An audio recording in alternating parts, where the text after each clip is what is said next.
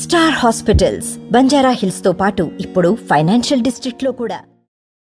శ్రీరామాయ నమః, శ్రీమతే రామానుజాయ నమః. భద్రాచల క్షేత్రంలో జరుగుతున్నటువంటి వైకుంఠ ఏకాదశి ఉత్సవాల్లో భాగంగా రాపత్తు సేవలు ఇవి కూడా జరుగుతాయి. ఈ రాపత్తు సేవల్లో ఆయా ప్రాంతాల్లో ఉండేటువంటి భక్తులు వారు రాముల వారు అక్కడికి రావడానికి సరైనటువంటి మండపాన్ని ఏర్పాటు చేసుకొని సరైనటువంటి పద్ధతిలో వాళ్ళు కనుక ఏర్పాటు చేసుకొని దేవస్థానాన్ని కనుక కోరినట్లయితే ఆయా ప్రాంతాలకు ఇక్కడి నుంచి ఊరేగింపుగా రాముల వారిని తీసుకువెళ్ళి అక్కడ పూజా కార్యక్రమాలు చేసేటువంటి పద్ధతి చాలా కాలం నుంచి భద్రాచల క్షేత్రంలో జరుగుతున్నది. దాంట్లో భాగంగానే దేవస్థాన భూములు ఉన్నటువంటి పురుషోత్తమపట్నం సుమారుగా 890-900 ఎకరాలు కలిగినటువంటి ఆ ప్రాంతానికి కూడా ప్రతి సంవత్సరం అక్కడ ఉండేటువంటి భక్తులు వారి యొక్క కోరిక పైకి అక్కడికి వెళ్ళడానికి జరుగుతున్నది. అయితే వాళ్ళు ఈ ఆలయానికి వాళ్ళు శాశ్వత పద్ధతిలో ఈ రాపత్తు సేవలు కట్టుకోవడం జరిగింది. అది ఈ సంవత్సరంతో ఇది పూర్తయిపోతుంది. దాంట్లో భాగంగా అక్కడికి కూడా వెళ్ళవలసి ఉన్నప్పటికీ వాళ్ళు ఒక నెల క్రితం ఈ భద్రాచల ఆలయంలో ఉండేటువంటి మతపర సిబ్బంది అదేవిధంగా పరిపాలనా సిబ్బంది వీళ్ళు ఆ భూముల సందర్భంలో అక్కడికి వెళ్ళినప్పుడు వీళ్ళ మీద దాడి చేసి వాళ్ళు కొట్టి నానా దుర్భాషలాడటం జరిగింది. తర్వాత ప్రత్యేకంగా కొంతమందికి ఇలాగ మేము కొంతమందిని ఆలయ ఎంప్లాయీస్ ఎవరైనా సరే చంపేసేటువంటి అవకాశం కూడా ఉన్నది అనేటువంటి సమాచారం మాకు అందింది.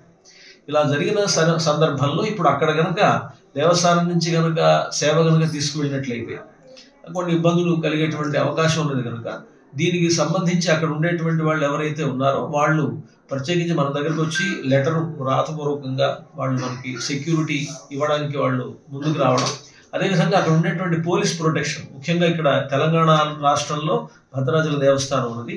ఈ పురుషోత్తమపట్నం భూములు ఆంధ్ర ప్రాంతంలో ఉన్నది.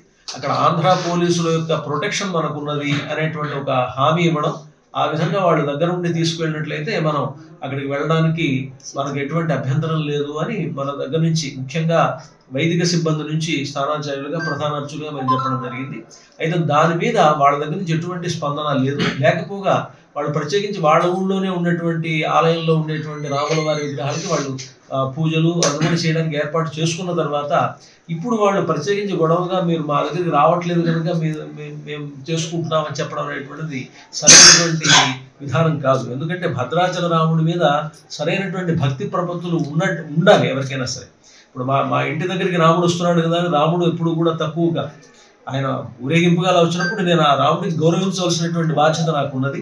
కనుక ఆ ఊరు ఉండేటువంటి వాళ్ళు భద్రాచల రాముడికి తగినటువంటి గౌరవాన్ని ఇచ్చి వాళ్ళు కనుక ఈ పద్ధతిలో మేము కోరినటువంటి పద్ధతిలో ప్రొటెక్షన్ కనుక ఇవ్వగలిగినట్లయితే అక్కడికి వెళ్ళేటువంటి అవకాశం ఉన్నది అని చెప్పడం జరిగింది. ఇప్పటికి కూడా మేము దానికి కట్టుబడి ఉన్న ఆ మాటకి అని చెప్తూ ఇలా చేయకపోవడం అనేటువంటిది అవిధేయతగాను రాముల వారి మీద వాళ్ళకి భక్తి శ్రద్ధలు లేవని మేము భావించడం జరుగుతుంది. ముఖ్యంగా రాముల వారి మీద అంటే రాముల వారి మీద వాళ్ళకి భక్తి శ్రద్ధలు ఉంటే ఉండొచ్చు, దేవస్థానం మీద సరైనటువంటి అభిప్రాయం లేదు అని అనుకోవాల్సి వస్తుంది.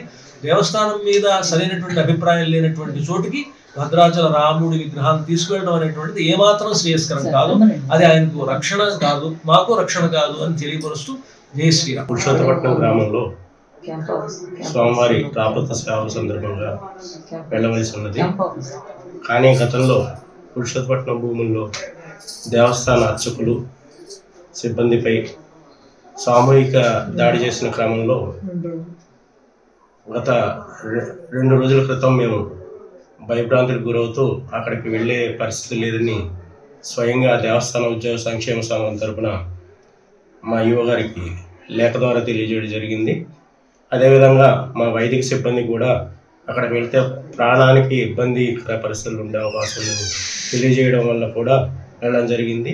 ఇదే విషయంలో ఒక 2 రోజుల క్రితం పురుషోత్తపట్నం గ్రామస్తులు అంటే గతంలో మా మీద దాడి చేసిన వారు ఎవరు కూడా రాలేదు. ఎవరో అన్నోన్ పర్సన్స్ వచ్చి మాకు సేవ చేయాలని అడిగితే ఎవరైనా వస్తే 2 వచ్చారు, ఎవరైనా వస్తే మాకు ఇన్సూరెన్స్ ఇస్తే మమ్మల్ని ప్రొటెక్ట్ చేస్తామని ఇన్సూరెన్స్ ఇస్తే మేము రావడానికి సిద్ధంగా ఉన్నామని కూడా తెలియజేయడం జరిగింది. వాళ్ళు ఎటువంటి లేఖ కూడా మాకు ఇవ్వకుండా ఈరోజు మీడియా ద్వారా మేము అన్ని వారిని రిటర్న్గా అడిగామని చెప్పడం జరిగింది. కానీ వాస్తవంగా మమ్మల్ని ఎటువంటి రిటర్న్ ఇన్సూరెన్స్ కూడా ఇవ్వకుండా మమ్మల్ని బదలాం చేసి కేవలం దేవస్థాన స్వామివారిని, ఉద్యోగుల్ని, వైదిక సిబ్బందిని బదనాం చేసే ఉద్దేశంతో మాత్రమే వాళ్ళు ప్రకటన చేయడం అనేది మేము మీడియా ద్వారా తెలుసుకోవడం జరిగింది. ఇది పూర్తిగా ఖండిస్తున్నాము. ఈ విషయంలో పూర్తి స్థాయిలో స్వామివారికి ఎటువంటి ఇబ్బందులు కలగకూడదు, మార్చకులకు ఇబ్బంది కలగకూడదు, ఉద్యోగులకు ఇబ్బంది కలగకూడదు ఉద్దేశంతో మాత్రమే మేము నిర్ణయం తీసుకున్నాము తప్ప మేము ఎవరి సేవని వ్యతిరేకించాలని కానీ ఇంకో రకంగా చేయాలనే ఉద్దేశం ఏనాడు కూడా దేవస్థానం పాల్పడలేదు. కాబట్టి ఈ విషయాన్ని మీడియా సముఖంగా అందరికీ తెలిసింది. జై శ్రీరామ్. శ్రీ సీతారామచంద్ర స్వామి వారి దేవస్థానం భద్రాచలంలో మనందరూ తెలుసు ముక్కోటి ఏకాదశి ఉత్సవాలు జరుగుతున్నాయి. అందులో భాగంగా రాపత్తు సేవల్లో మనం వివిధ ప్రాంతాల్లో రోజుకు ఒక కార్యక్రమం జరుపుకుంటున్నాము. అందులో భాగంగా ఈరోజు పురుషోత్తపట్నం సేవ ఉంది.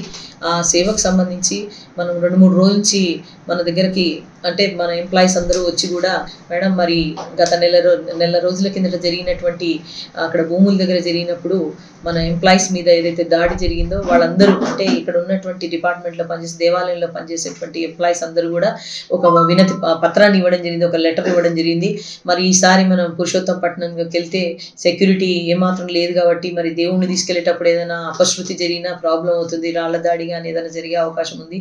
ఇంతకుముందే వాళ్ళు మెసేజ్ చేయడము, అక్కడికి వస్తే వాళ్ళని దెబ్బలు కొట్టడం ఇవన్నీ జరిగింది కాబట్టి మేము భయపడుతున్నామని ప్రధాన అర్చకులు మన స్థానాచారి గారు, మా ఉద్యోగులు అందరూ కూడా కొట్టారు. మొన్నసారి దెబ్బలు బాగా తిన్నారు మన ఏఈఓ గారు కానీ ఈ గారు కానీ, లేకపోతే చిన్న ఉద్యోగుల దగ్గర నుంచి లేడీస్ పైన కూడా అటాక్ జరిగింది అక్కడ.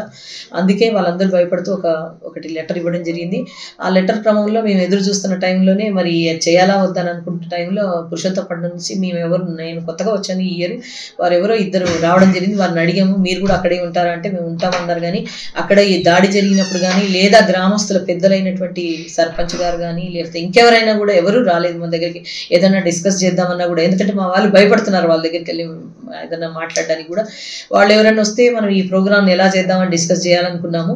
కానీ వారు 2 మనుషులు పంపించడం జరిగింది. వారితో మేము ఏం చర్చించామంటే మన ప్రధాన అర్చకుల వారు, మేము, మా స్టాఫ్ అందరు కూడా మరి మీరు ఎవరో తెలియట్లేదు, ఎవరైనా ముఖ్యమైనటువంటి వాళ్ళు వచ్చి పిలిచి లేదా రాతపూర్వకంగా ఏదైనా రాసిస్తే మేము రావడానికి కూడా కొంచెం భయం లేకుండా ఉంటుందనేది మనం చెప్పడం జరిగింది. పోలీస్ ప్రొటెక్షన్ కూడా తీసుకోండి, అది తీసుకుని లెటర్ పెట్టి అక్కడ నుంచి ఒక కాపీ ఏదైనా ఇస్తే, ఎందుకంటే అది ఆంధ్ర ఏరియాలోకి వస్తుంది, ఇది తెలంగాణ ప్రాంతంలో ఉంది. మనం ఇక్కడ నుంచి తెలంగాణ ఏరియా వరకు తెలంగాణ పోలీసు రక్షణ ఉంటుంది. దాని తర్వాత వారి రక్షణ కావాలనే ఉద్దేశంతోన మనం అడగడం జరిగింది. కానీ వారు ఊరికే వచ్చి మౌనంగా నిల్చొని వస్తారా రారా అనడం మొదలుపెట్టారు. మేము అన్నాము ల్యాండ్స్ వదిలిపెట్టండి, ల్యాండ్స్ గురించి మేము భయపడట్లేదు. లాస్ట్ టైం పోలీస్ స్టేషన్లో మేము కేసులు పెట్టాం మన ఎంప్లాయీస్ మీద దాడులు జరిగినప్పుడు, కనీసం ఎఫ్ఐఆర్ రిజిస్టర్ చేయలేదు, డిపార్ట్మెంట్ కోఆర్డినేట్ మనకు కాలేదు. అక్కడ మనం even honourable chief justice orders ఉన్నప్పటికీ కూడా ఎక్కడ ఏం జరగలేదు. సరే అది మనం మనసులో పెట్టుకోకుండా మాకు ఒక ప్రొటెక్షన్ ఇవ్వండి మేము వస్తామనేది తెలియజేయడం జరిగింది. దాని తర్వాత మనందరికీ తెలుసు మన ప్రధాన అర్చకులు వీరు కూడా ఉన్నారు. ఇప్పుడు కూడా మనం ఈ సేవకు సంబంధించి మేము రెడీగా ఉన్నామని ఇప్పుడు మీడియా మిత్రుల ద్వారా కూడా మాకు తెలియగానే మేము కూడా వారికి ఒక మెసేజ్ పంపడం జరిగింది. మేమంతా మేమే జరుపుకుంటున్నాము, అక్కర్లేదు, ఏదన్నా ఉంటే ఈవో గారు తర్వాత బాధ్యులు అవుతారు అది ఇదని వాళ్ళు కమెంట్స్ చేస్తున్నారు. ఇది దేవుడి విషయం, చాలా సెన్సిటివ్ విషయం, వారే ఆలోచించుకోవాలి. దీని మీద విమర్శలు బురదలు జల్లకుండా ఉంటే బాగుంటుందని. జై శ్రీరామ్. భద్రాచలంలో జరిగే రాపత్తోత్సవాల్లో పురుషోత్తపట్నంలో ఒకరోజు సేవ కేటాయించడం జరిగింది. ఇక్కడ తరతరాలుగా సుమారు 2-3 తరాలుగానేమో వాళ్ళందరూ కూడా అక్కడ ఉండి ఆ స్వామి యొక్క కైంకర్యంలో పాలు పంచుకోవాల్సిన విధానంలో ఉండేవారు. దాన్ని కూడా వదిలేసి స్వామి సేవకు కూడా ఇంచుమించు ద్రోహం చేశారు. అయినప్పటికీ కూడా చాలా కాలంగా అక్కడ మంటపం కట్టిన తర్వాత స్వామిని తీసుకెళ్ళి అక్కడ ఉత్సవం జరపడం జరుగుతున్నది.